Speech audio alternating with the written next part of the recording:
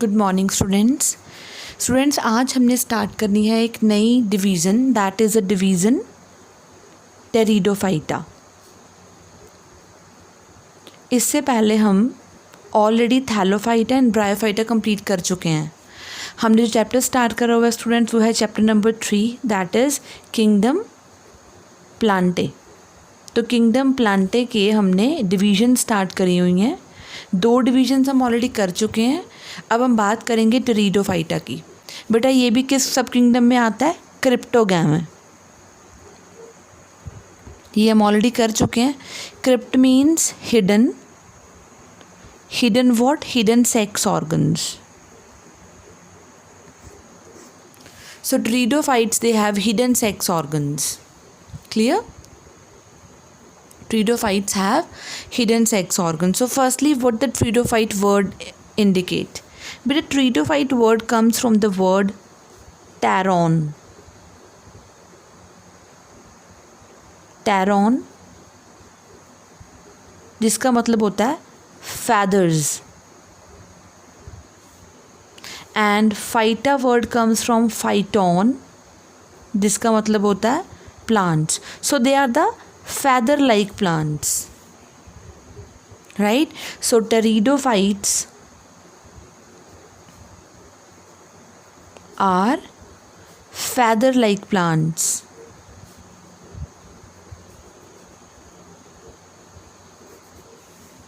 Clear? And you know the term pteridophyte was proposed by scientist Haeckel. So the term proposed by Haeckel, scientist Haeckel, and study of pteridophytes is known as pteridology. So pteridology is the study of pteridophytes. Clear? And pteridophytes, they are known as the snakes of plant kingdom or reptiles of plant kingdom. Pteridophytes are known as reptiles or snakes of plant kingdom because they are the one which completely live on land. Plant kingdom,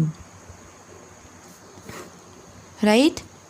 बेटा जो ट्रीडोफाइट्स है ना, उनमें सबसे छोटा ट्रीडोफाइट जो है, smallest ट्रीडोफाइट, उसका नाम है एजोला। क्या नाम है? एजोला। वेयर एज जो लार्जेस्ट ट्रीडोफाइट है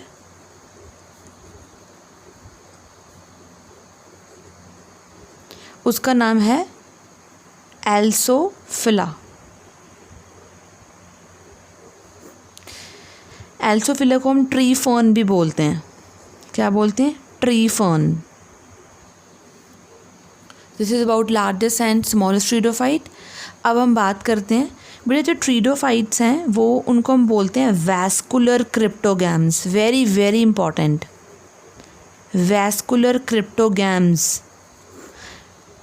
क्रिप्टोगैम्स यू नो, अभी मैंने बताया था they have hidden sex organs. Vascular क्यों? Because they are the only plants, they are the first plants, not only, they are the first plants that have vascular tissue, that is xylem and phloem, right? They are the first plants that have xylem and phloem. So they have both xylem and phloem, right? But एक बात याद रहे बेटा, आपको xylem और phloem के components तो पता होंगे। xylem के कौन कौन से कंपोनेंट्स होते हैं? xylem के कंपोनेंट्स होते हैं tracheids, vessels, xylem parenchyma and xylem fibers. बेटा ट्रीडोफाइट्स में ना xylem में सब कुछ होता है लेकिन क्या नहीं होते? vessels are absent. So in pteridophytes, vessels are absent in the xylem.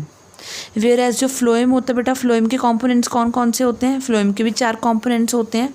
They are sieve tubes, companion cells, phloem parenchyma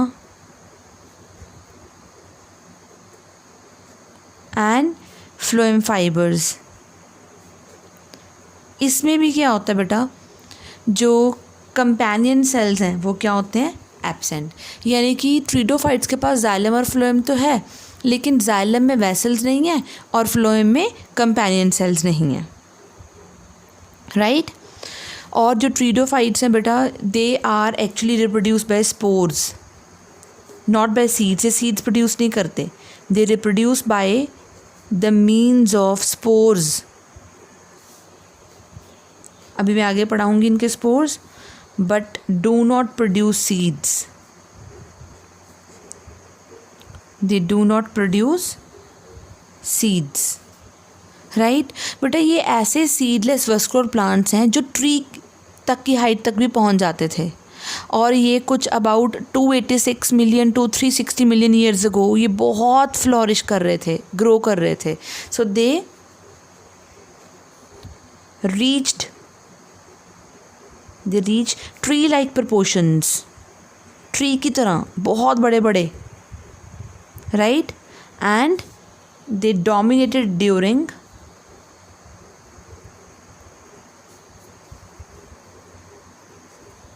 Carboniferous period. What is this बेटा? हमने पूरे अर्थ के टाइम को डिवाइड कर रखा है पीरियड्स में, तो वो पीरियड यहाँ पे मैं डिस्कस करूँगी. That is Carboniferous period. ये कब था? That is about from 286 million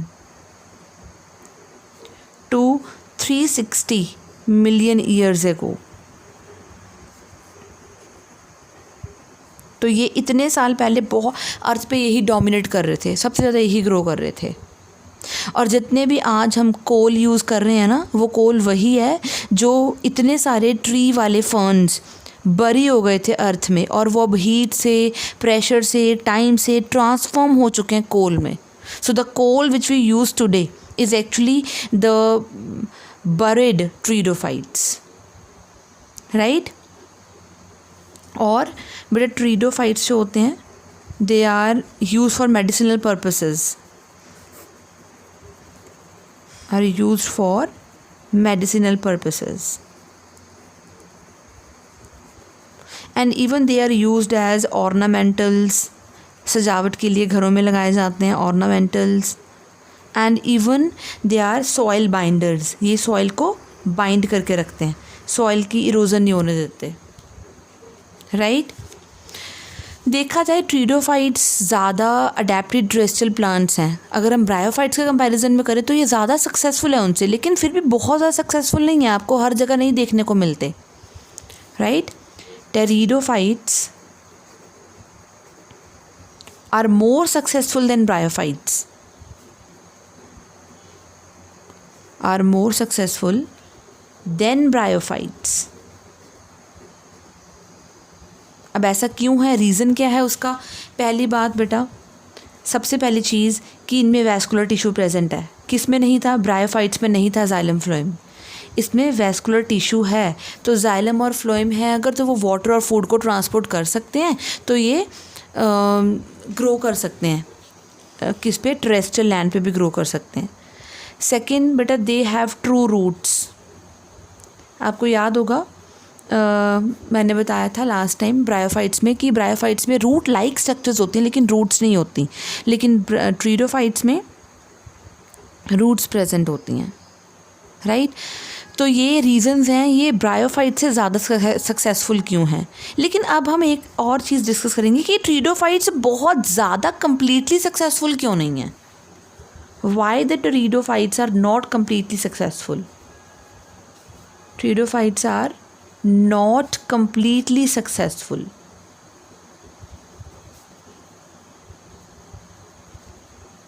उसका रीज़न क्या है? सबसे पहली चीज़ उसका रीज़न ये है कि बेटा इनको ना रिक्वायरमेंट चाहिए मॉइस्ट वेट प्लेस की स्पोर जर्मिनेशन के लिए. So requirement of moist,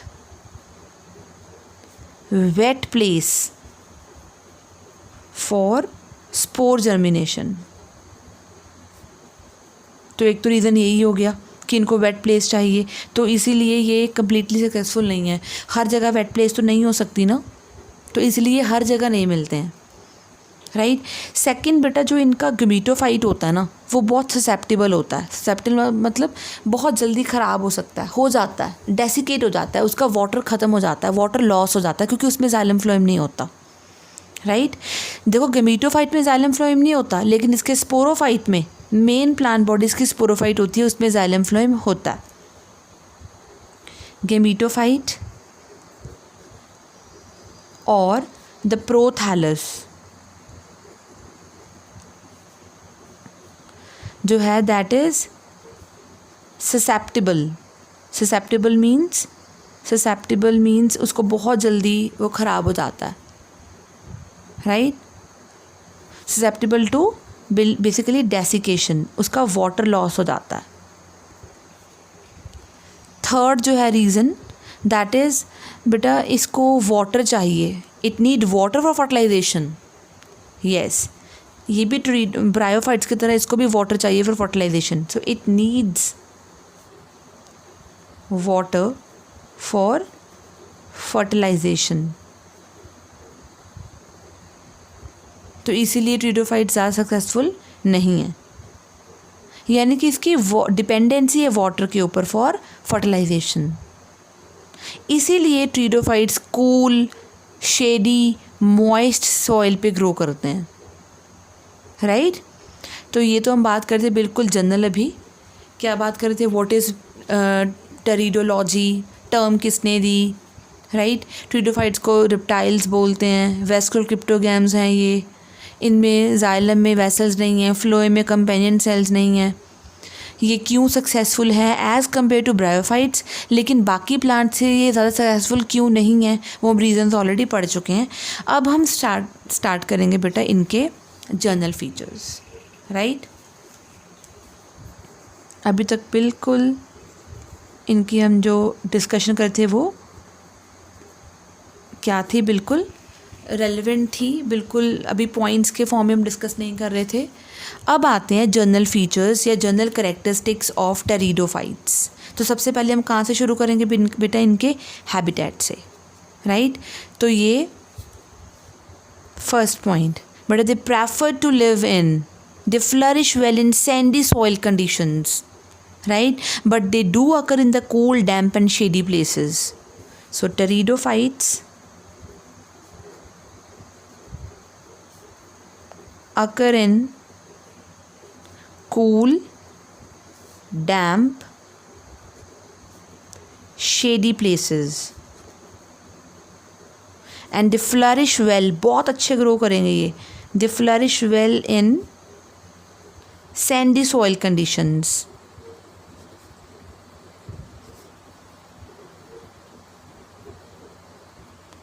right. Second feature is that बेटा जो इनकी बॉडी है दैट इज़ कम्प्लीटली डिफ्रेंशिएटेड। अभी तक नहीं आया था ऐसे, their body is completely differentiated. Differentiated है किस में, into root, stem and leaves. So their body is completely differentiated into roots, stem and leaves, right. so root stem and leaves में proper differentiate है, इससे पहले root stem और leaf में differentiate नहीं थी, clear। और बेटा अभी हम बात कर रहे थे कि ये फ्लरिश करते हैं बहुत अच्छे सॉइल में, सैंडी सॉइल में, but exceptions are always there, some are aquatic. कुछ ट्रिडोफाइट्स एक्वाटिक भी हैं, पानी में भी रहते हैं, जैसे कि एजोला, साल्विनिया, मार्सिलिया, राइट। बेटा ये ऐसे प्लांट्स हैं जो एक्वाटिक में रहते हैं, ट्रिडोफाइट्स हैं जो एक्वाटिक कंडीशंस में रहते हैं, क्लियर। बेटा हम बात कर रहे थे इसकी बॉडी की यहाँ पे कि रूट, स्टेम एंड लीव्स में डिफरेंशिएट है। बेटा जो इसकी स्टेम है it either can be erect, सीधी भी हो सकती है लाइक दिस, ऐसे, और it can be prostate. Prostate कैसे? लाइक दिस, सी, इस तरह से भी ग्रो कर सकती है. So its stem can be erect और प्रोस्टेट, राइट. और जो इसकी रूट होती है, बेटा मोस्टली वो कैसी होती है? एडवेंटिशियस रूट्स होती हैं. बेटा ये क्या होती हैं? Adventitious roots. एडवेंटिशियस रूट्स वो रूट्स होती हैं जो अराइज होती हैं from the part other than the radicle. देखो आपने पढ़ा होगा बेटा 10th क्लास में, जो सीड की स्ट्रक्चर थी उसमें रेडिकल होता है, प्लीम्यूल होता है, रेडिकल से रूट बनती है, प्लीम्यूल से शूट बनती है. तो अगर रूट रेडिकल से पार्ट से ना बन के किसी और पार्ट से आती है, उसको हम बोलते हैं एडवेंटिशियस रूट्स. बेसिकली ये स्टेम से आती हैं. इसमें रेडिकल से जो रूट आती है बहुत शॉर्ट टाइम के लिए आती है, बहुत शॉर्ट लिव्ड होती है, वो ख़त्म हो जाती है. So primary root remain alive for the short period. Basically the roots are replaced by the adventitious roots. Clear? तो ये था हमारे पास इसकी, ये बात कर रहे थे अभी हम इसकी स्टेम कैसी होगी, इसकी रूट कैसी होगी. लेकिन बेटा हो सकता है इसकी स्टेम कई बार क्या हो? अंडरग्राउंड हो. वैसे तो इरेक्ट या प्रोस्टेट बताया था. When the stem is underground then it is known as rhizome. When the stem is underground then the stem is known as rhizome. क्या बोलेंगे उसको हम? Rhizome. So underground stem is known as rhizome, right. तो बेटा इसमें हम इसके sporophyte की बात कर चुके हैं अभी. कैसा होगा इसका जो मेन फेज होगा? So the main phase of pteridophyte, जो इसका डोमिनेंट फेज होगा ट्रीडोफाइट का, वो कौन सा होगा? इसका sporophyte. So main phase of pteridophyte is its sporophytic phase,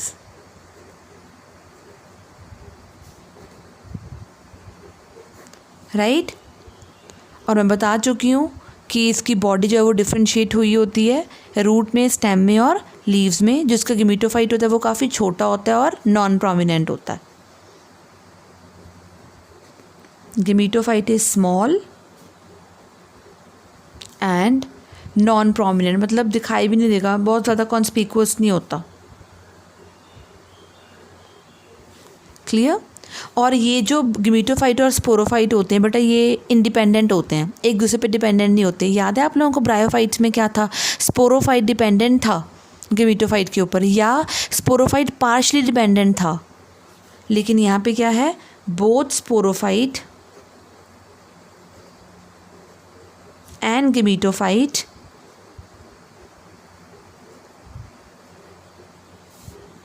are completely independent.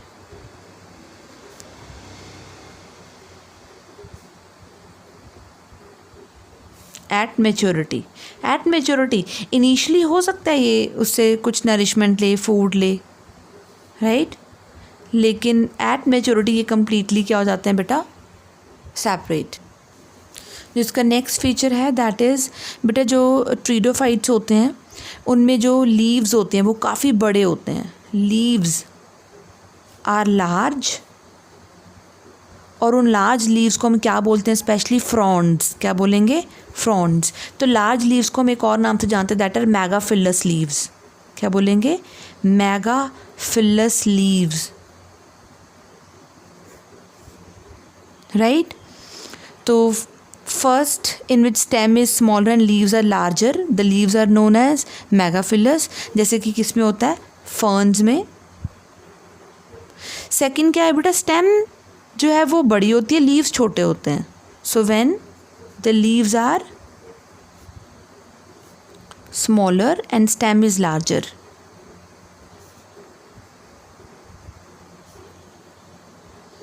उस तरह के लीव्स को हम क्या बोलते हैं? Then the leaves are known as microphyllous leaves.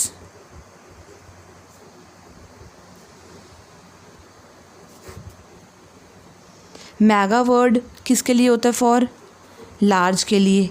Micro word होता है फॉर स्मॉल के लिए.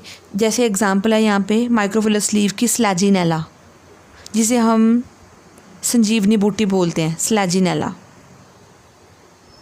राइट. जो बेटा इसके बड़े लीव्स होते हैं, फ्रॉन्ड्स जिसको हम बोलते हैं, फ्रॉन्ड्स जो हैं वो बेटा कैसे हो सकते हैं, सिंपल भी हो सकते हैं या फिर बेटा डिवाइडेड भी हो सकते हैं, या और डिवाइडेड, यानी कि सिंपल भी हो सकते हैं और क्या हो सकते हैं, कंपाउंड। अगर मैं सिंपल बोलूँ तो उसका जो लीफ होता है लैमिना वो अनडिवाइडेड होता है, लेकिन अगर मैं बोलूँ कि जो फ्रॉन्ड्स हैं वो कैसे हैं, कंपाउंड हैं, तो उसका जो लैमिना होता है वो कैसा होता है, डिवाइड हुआ हुआ, राइट, डिवाइड हुआ हुआ होगा। सो लीव्स में भी सिंपल और में भी कंपाउंड। क्लियर बेटा, ये था इसके जनरल फीचर्स। बिल्कुल इसके लाइफ साइकिल की डिस्कशन हम करेंगे अपनी नेक्स्ट वीडियो में।